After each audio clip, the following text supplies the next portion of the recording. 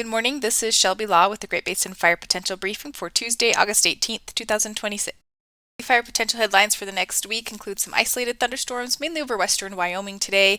Temperatures continue to rise area-wide through Friday.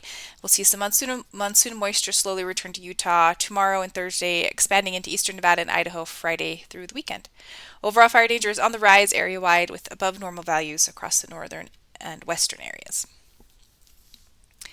The next couple of days show those isolated thunderstorms mainly over eastern Idaho into western Wyoming today. We could see some very isolated storms over eastern Utah and then some breezy winds along the Snake River Plain.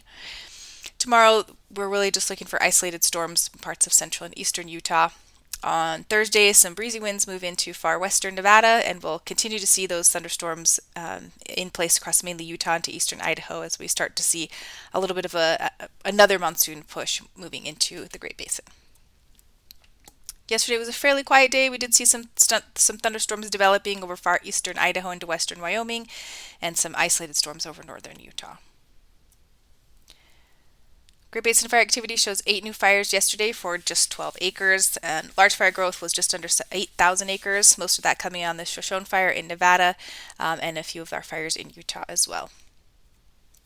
Smoke impacts for today and tomorrow are fairly minimal, with just a little bit of smoke coming off of our ongoing incidents in Nevada and Utah. Overall fire danger trends are going to be increasing over the next few days as some hot and dry weather build into the Great Basin. Overall trends across the north are above normal for the time of year, or definitely moving into the above normal category over the coming days with the heat building in there over western Idaho.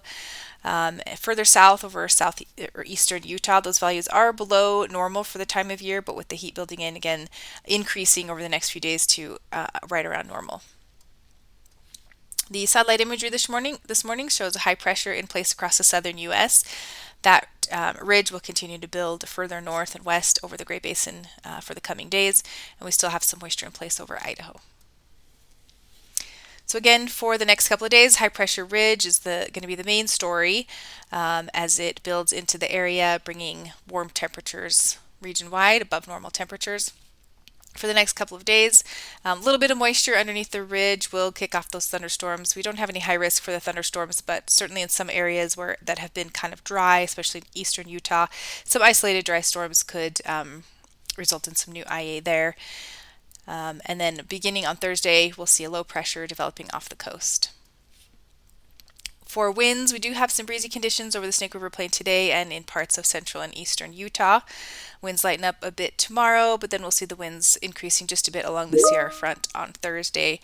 Overall minimum relative humidities are going to be elevated still over eastern Idaho into western Wyoming and over parts of the northeast Utah mountains, but drier air is in place over Nevada, and we'll see those low relative humidities expanding further north and east over the coming days with single digits in the low teens across most lower elevations. Precipitation forecast for the next couple of days shows those storms in place once again today over eastern Idaho and western Wyoming, with just some very isolated storms possible over northeast Utah. Tomorrow the thunderstorms decrease across the north, but we'll see some storms maybe popping up over the southern Utah mountains.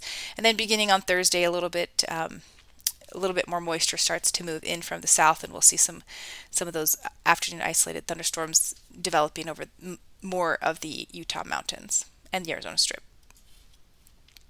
On Friday for the weekend, we'll see that low pressure trough off the coast starting to strengthen and begin to move inland. As it does, it'll push the high pressure ridge off to the east and draw moisture up into the Great Basin for a little bit of a monsoon surge. Not looking for super heavy precipitation, but a little bit more widespread thunderstorm activity.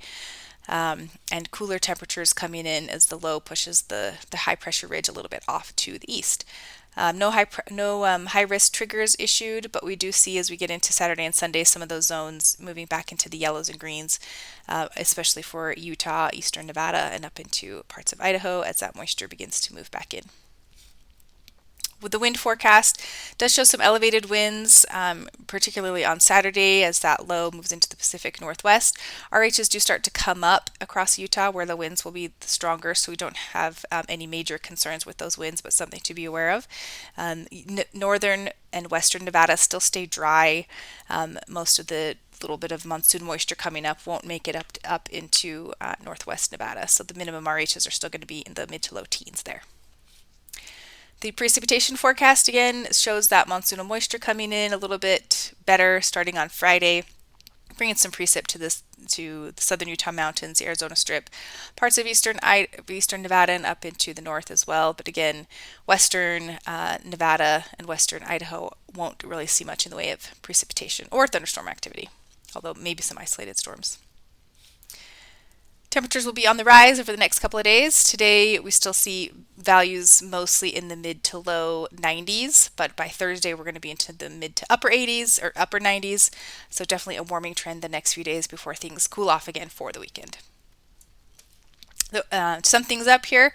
No high risk triggers in the forecast at the moment, but we do have some areas of greater concern due to the dry air mass, especially southwest Idaho, northern and western Nevada for the next couple of days, eastern Utah as well, where we could see some drier storms moving in the next couple of days.